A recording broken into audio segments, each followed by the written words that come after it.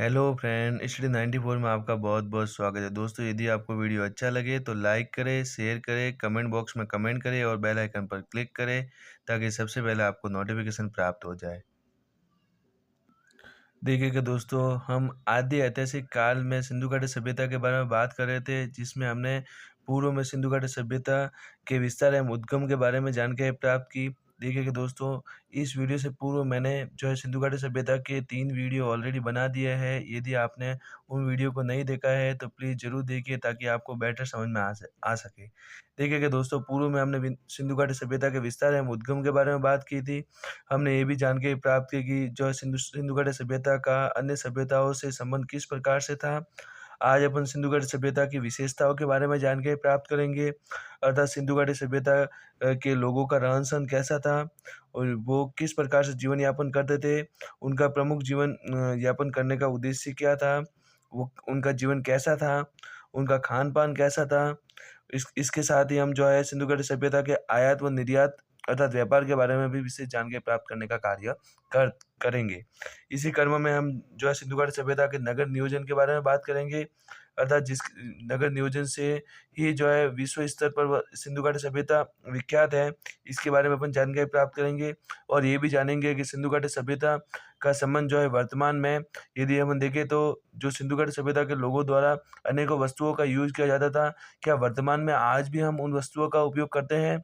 और करते हैं तो कहाँ तक जो है उपयुक्त है, या यूँ कहें कि सिंधु घाटी सभ्यता के लोगों के द्वारा जो वस्तुओं का जो सामानों का उपयोग किया गया था, वह अति प्राचीन था, किस प्रकार से था और आज अपन उसका उपयोग किस प्रकार से करते हैं। देखिएगा दोस्तों, सिंधु घाटी सभ्यता की विशेषताओं के अंतर्गत सबसे पहले हम नगर नियोजन को लेंगे। अर्थात सिंधु घाटी सभ्यता में नगर 2 भागों में बँटा हुआ था, पश्चिमी भाग और पूर्वी भाग में। इसी क्रम में पश्चिमी भाग में प्रतिष्ठित लोग निवास करते थे, जिसके अंतर्गत कहा जा सकता है कि उन लोगों के द्वारा जो है पश्चिमी टीलों पर बड़े-बड़े दुर्ग भी बनाए गए थे। और पूर्वी भाग में निम्न लोग या मध्यम वर्ग के लोग निवास करने का कार्य करते थे। एक अपवाद है दोस्तों कि सिंधु घाटी सभ्यता में धौलावीरा नामक स्थान पर कह सकते हैं कि 3 प्रकार के भाग मिलने का कार्य हुआ है, जिसमें उत्तरी भाग, मध्य भाग और निम्न भाग में भी जो सिंधु घाटी सभ्यता के नगर नियोजन देखे जा सकते हैं। इसी क्रम में दोस्तों देखिएगा, लोथल और सूरकोटड़ा में ऐसे स्थान प्राप्त हुए हैं। लोथल और सूरकोटड़ा ऐसे स्थान प्राप्त हुए हैं जिसमें पश्चिमी और पूर्वी भाग को जो है कह सकते हैं कि परकोटे से घिरे रहने का कार्य किया है। अर्थात पश्चिमी भाग और पूर्वी भाग को परकोटे से घेरने का कार्य किया गया है। एग्ज़ाम में अक्सर यहाँ से क्वेश्चन बन जाता है कि सिंधु घाटी सभ्यता का ऐसा कौन-सा स्थान है जहाँ पर पश्चिमी पूर्वी भाग को परकोटे से जो है घिरा गया है? तो आप बताओगे लोथल और सूरकोटड़ा। इसी क्रम में दोस्तों देखिएगा, सिंधु घाटी सभ्यता एक नगरीय सभ्यता के रूप में विख्यात है और विश्व स्तर पर सिंधु घाटी सभ्यता नगर नियोजन बड़ा ही जो है कह सकते हैं कि उत्तम और उपयुक्त रहा है। दोस्तों, सिंधु घाटी सभ्यता की नगर नियोजन इतनी उपयुक्त और इतनी बेटर थी कि आज के वर्तमान में भी इतनी जो है सुव्यवस्थित कह सकते हैं कि नगर नियोजन व्यवस्था नहीं है, जितनी सिंधु घाटी सभ्यता के लोगों के द्वारा जो है नगर नियोजन की व्यवस्था की गई थी। देखिएगा दोस्तों, सिंधु घाटी सभ्यता में नगर नियोजन की बात करेंगे तो वहाँ पर कह सकते हैं कि सड़कें समकोण पर काटी गई थी, अर्थात कहें कि वहाँ पर सड़कें एक दूसरे को काटने का कार्य करते थे। यह प्रणाली कह सकते हैं कि ग्रिड प्रणाली, अर्थात इसको जाल पद्धति भी कहा जाता है या ऑक्सफोर्ड पद्धति के नाम से भी जाना जाता है। इसी क्रम में दोस्तों देखिएगा, जयपुर में वर्तमान में जयपुर नगर नियोजन की जो पद्धति है वह भी ग्रिड प्रणाली के नाम से जानी जाती है। यूँ कहें कि ग्रिड प्रणाली के आधार पर ही नगर नियोजन प्रणाली की व्यवस्था जयपुर में की गई है। जयपुर 18 कह सकते हैं कि 18 नवंबर 1727 ईस्वी को जयपुर की जो है नींव डाली गई थी। जयपुर दिवस भी जो है कह सकते हैं कि 18 नवंबर को मनाया जाता है। इसी क्रम में दोस्तों देखिएगा, सिंधु घाटी सभ्यता में दरवाजे, खिड़कियाँ ये जो है गलियों में खुले जाने का कार्य होता है। अर्थात जो है सड़कों पर जो है कह सकते हैं कि दरवाजे और खिड़कियाँ नहीं खुलकर ये गलियों में एक-दूसरे के सामने खोले जाने का कार्य होता था। लेकिन एक अपवाद है कि लोथल में जो है कह सकते हैं कि दरवाजे और खिड़कियाँ मुख्य सड़क पर खुले जाने का कार्य होता था। सिंधु घाटी सभ्यता में दोस्तों नालियों की व्यवस्था भी अति उत्तम थी। देखिएगा दोस्तों, आज वर्तमान में अपन देखते हैं कि घरों से निकला हुआ गंदा पानी बाहर निकल जाता है, यूँ कहें कि नालियों में ऐसे ही खुला रह जाता है। लेकिन सिंधु घाटी सभ्यता में नालियों की व्यवस्था भी उत्तम करने का कार्य उन लोगों द्वारा किया गया है। इसी क्रम में दोस्तों देखिएगा, समुचित जल निकासी की भी उनके द्वारा व्यवस्था की गई थी, पक्की ईंटों का प्रयोग जो किया गया था। और जो है कह सकते हैं, नालियों को सुव्यवस्थित करने के लिए चूने एवं गारे का भी प्रयोग किया गया था। और नालियों को पक्का करने के लिए, अर्थात नालियाँ कहीं कट-फट नहीं जाए, इसके कारण चूने एवं जस्ते का भी इसमें प्रयोग किया जाने का कार्य अ, होता था। इसी क्रम में दोस्तों एक अपवाद मिलता है, बनवाली जो सिंधु घाटी सभ्यता का स्थान बनवाली है, वहाँ पर जल निकासी के कोई भी साक्ष्य उपलब्ध नहीं होते हैं। दोस्तों अपन देखेंगे कि सिंधु घाटी सभ्यता में अधिकतर पकी हुई ईंटों का प्रयोग किया गया है, लेकिन एक अपवाद है कि कालीबंगा में पश्चिमी और पूर्वी भाग में जो ईंटें प्राप्त हुई, वह कच्ची ईंटें प्राप्त हुई है। वहाँ की जो दीवारें प्राप्त हुई है दोस्तों, वह कच्ची ईंटों की प्राप्त हुई है। वही देखेंगे दोस्तों, चून-उदड़ों में जो है वक्राकार ईंट के भी साक्ष्य उपलब्ध होते हैं। दोस्तों देखिएगा, सिंधु घाटी सभ्यता में दुर्ग के टीलों की जहाँ बात करेंगे, तो जो है दुर्ग के टीलों पर विशाल स्नानागार प्राप्त हुए हैं, लोगों के नहाने का स्थान। इसके अलावा जो है कह सकते हैं कि स्नानागार का जो फर्श था, वह पक्की ईंटों से बना हुआ था। इसके अलावा इसको धर्मानुष्ठान संबंधी स्नान के रूप में भी इसका उपयोग किया जाता था, अर्थात धर्म संबंधी कोई कार्य करने के लिए भी लोग जो है कह सकते हैं कि विशाल स्नानागार का यूज़ करते थे। इसी क्रम में दोस्तों अनागार भी प्राप्त हुआ है, जो सबसे बड़ी इमारत कहलाती है। यदि दोस्तों एग्ज़ाम में पूछ लिया जाए कि सबसे बड़ी इमारत कौन-सी थी और ऑप्शंस में विशाल स्नानागार भी दिया जाए और अनागार भी दिया जाए, तो आपको जो है कह सकते हैं कि अनागार राइट करके आना है। इसी क्रम में दोस्तों विशाल जो है क्या सभा भवन भी प्राप्त हुआ है। सभा भवन 27 इंटू 27 मीटर लंबा था।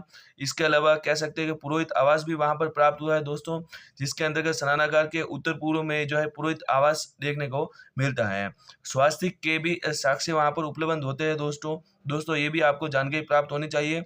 इसके अलावा देखिएगा दोस्तों, सिंधु घाटी सभ्यता का सामाजिक जीवन कैसा था? अर्थात वहाँ का समाज कैसा था? मातृ सत्तात्मक था या पितृ सत्तात्मक था? तो ज़ाहिर-सी की बात है कि सिंधु घाटी सभ्यता का कह सकते हैं कि समाज मातृ सत्तात्मक था। अर्थात आज वर्तमान में देखते हैं कि घरेलू कोई भी जब निर्णय लेने होते हैं, वर्तमान दृष्टि से अपन देखें तो उसमें पितृ सत्तात्मक अर्थात पिता के द्वारा निर्णय लिए जाते हैं वर्तमान में। हालाँकि कई घरों में माताओं द्वारा भी लिया जाता है, लेकिन अधिकतर समाज में आप देखोगे तो पिता के द्वारा ही निर्णय लिए जाने का कार्य होता है। इसी क्रम में उस समय जो कह सकते हैं कि मातृ सत्तात्मक समाज था, अर्थात माता के द्वारा। आज वर्तमान में जो पिता के द्वारा निर्णय लिए जाते हैं, प्राचीन काल में माताओं के द्वारा निर्णय लिए जाने का कार्य होता था। इससे इसके साक्ष्य कहाँ से कैसे प्राप्त हुए दोस्तों? तो कहा जा सकता है कि अधिकतर वहाँ पर माताओं की बहुलता मूर्तियाँ प्राप्त हुई हैं। अर्थात जो है नारियों की अधिकतर मूर्तियाँ प्राप्त होने से ये अनुमान लगाया गया कि वहाँ पर समाज मातृ सत्तात्मक था। जादू टोनों का भी वहाँ पर कह सकते हैं कि बोलबाला था। पुनर्जन्म में वहाँ के लोग निवास कह सकते हैं पुनर्जन्म में वहाँ के लोग जो विश्वास करने का कार्य करते थे। दोस्तों सिंधु सभ्यता में यदि हम जो है सामाजिक जीवन में खान-पान की बात की करें, तो कह सकते हैं कि सिंधु लोगों का स्वभाव सरल था। में दोस्तों आगे देखिएगा, सिंधु घाटी सभ्यता के लोग शांतिप्रिय थे, वे सर्वाहारी थे। मांसाहार और शाकाहारी दोनों प्रकार के लोगों की प्रवृत्ति वहाँ पर थी। इसके अलावा वहाँ पर लोग जो है मछली पकड़ने का भी कार्य करते थे। इसकी जानकारी हमें वहाँ से प्राप्त खुदाई के दौरान जो है काँसे से बने हुए काँटे से जानकारी प्राप्त होती है कि वहाँ के लोग शाकाहारी और मांसाहारी दोनों प्रकार के लोग निवास करते थे। इसी क्रम में देखिएगा दोस्तों, वहाँ के लोगों के द्वारा आभूषणों का भी उपयोग किया जाता था। जी हाँ दोस्तों, वहाँ के लोग पुरुष और महिला दोनों प्रकार के जो है कह सकते हैं कि शौकीन थे। सोने के, चांदी के, माणिक्य के, मिट्टी के, सीप के, इनसे बने हुए जो है कह सकते हैं आभूषणों का उपयोग करने का कार्य करते थे। पुरुष और स्त्री दोनों ही दर्पण का भी वहाँ पर उपयोग करते थे। दर्पण जो है तांबे का बना हुआ होता था दोस्तों। इसी क्रम में जो है हाथी से बने हुए कंघी का भी वो जो बाल बनाने के लिए उपयोग करते थे। और कपड़ों को सिलने के लिए सुई जो है हाथी दाँत से बनी हुई होती थी, उसका भी वो उपयोग करने का कार्य करते थे। देखिएगा दोस्तों, जहाँ तक सिंधु घाटी सभ्यता के लोगों के पहनावे की बात है, तो वो सूती कपड़े को भी जो है पहनते थे और ऊनी कपड़े को भी पहनते थे। अतः सिंधु घाटी सभ्यता में सूती और ऊनी दोनों प्रकार के कपड़ों के साक्ष्य प्राप्त हुए हैं दोस्तों। यदि दोस्तों बात की जाए, तो जो है उनका प्रिय मनोरंजन कह सकते हैं कि उनके खेल के प्रमुख साधन क्या-क्या, शिकार करना, जुआ खेलना, पशुओं की लड़ाई देखना, लड़ाई करवाना, ये उनके प्रिय खेल थे। इसके अलावा इनमें से सबसे प्रिय खेल उनका शतरंज होता था दोस्तों। अधिकतर सिंधु घाटी सभ्यता के लोग जो कह सकते हैं कि चार दीवारी के अंतर्गत खेल खेलने का प्रयास करते थे, या उनका जो है अधिकतर प्रिय खेल चार दीवारी के अंतर्गत ही होते थे दोस्तों। इसके अलावा उनके राजनीतिक जीवन के बारे में यदि दोस्तों चर्चा करें, तो कहा जा सकता है कि कुणाल हरियाणा नामक स्थान से जो है चांदी का एक मुकुट दोस्तों प्राप्त हुआ है, जिससे अनुमान लगाया जाता है कि वहां पर कोई केंद्रीय सतह भी रही होगी। देखिएगा दोस्तों, सिंधु घाटी सभ्यता का जो समाज है, वो चार भागों में विभाजित था: पुरोहित वर्ग, व्यापारी वर्ग, श्रमिक वर्ग और शिल्पी वर्ग। कहा जा सकता है कि सिंधु घाटी सभ्यता का समाज, या यूँ कहिए सिंधु घाटी सभ्यता के लोग जनतंत्रात्मक थे, अर्थात जनतंत्रात्मक प्रणाली वहाँ पर उपयोग होती थी। पुरोहितों का वहाँ पर शासन भी देखा गया है। इतिहासकार हुए दोस्तों पिक्टर ने बताया है कि सिंधु घाटी सभ्यता के लोग जो है कह सकते हैं कि वहाँ पर पुरोहितों का दबदबा था। देखिएगा दोस्तों, सिंधु घाटी सभ्यता के लोगों के आर्थिक जीवन की जहाँ बात आती है, तो उनका प्रमुख जीवन कह सकते हैं कि जीवन निर्वाह की दृष्टि से वह कृषि पर आधारित थे। उनका जीवन कृषि पर आधारित था। पशुओं को वो पालते थे, अर्थात पशुपालन का भी उनके द्वारा कार्य किया जाता था। शिल्प कारिता भी का भी उनके द्वारा कार्य किया जाता था, और व्यापार करने का भी कार्य किया जाता था। इस प्रकार से हम कह सकते हैं कि उनका जीवन निर्वाह कृषि, पशुपालन, शिल्प और व्यापार पर आधारित था। दोस्तों आगे देखिएगा, कृषि का कार्य करते थे, लेकिन सिंधु घाटी सभ्यता में कहीं पे भी जो है हल के अवशेष नहीं देखे गए। केवल एक अफवाह स्वरूप जो है बनवाली में, जो हरियाणा में वर्तमान में पड़ता है, वहाँ पर कह सकते हैं कि हल के अवशेष देखे जाने का कार्य हुआ है। कालीबंगा से जुते हुए खेत के अवशेष प्राप्त हुए हैं। इस खेत की प्रणाली को ग्रिड प्रणाली के नाम से भी जानते हैं, यानी कि एक ही समय में दो प्रकार के धान की बुवाई करने का कार्य किया जाता है। कालीबंगा हनुमानगढ़ में, और आज वर्तमान में भी कह सकते हैं कि हनुमानगढ़ में दो प्रकार के एक साथ दो कह सकते हैं कि एक साथ दो जो है धानों को बोने का कार्य वहाँ पर किया जाता है। ये दोस्तों व्यापार की दृष्टि से यदि देखें, तो इसके समकालीन पद्धति, या यूँ कहें कि इसके समकालीन सभ्यता थी मेसोपोटामिया। मेसोपोटामिया के शासक थे सागोर नामक एक शासक हुए हैं। उनके अभिलेख से जानकारी प्राप्त होती है कि सिंधु घाटी सभ्यता को इस अभिलेख में मेलुआ प्रांत के नाम से जाना गया है। इसी कर्म में यदि दोस्तों आगे बात करें, तो फारस की खाड़ी को दिलमुख के नाम से जाना गया है। और एक और दोस्तों नाम आता है माकन।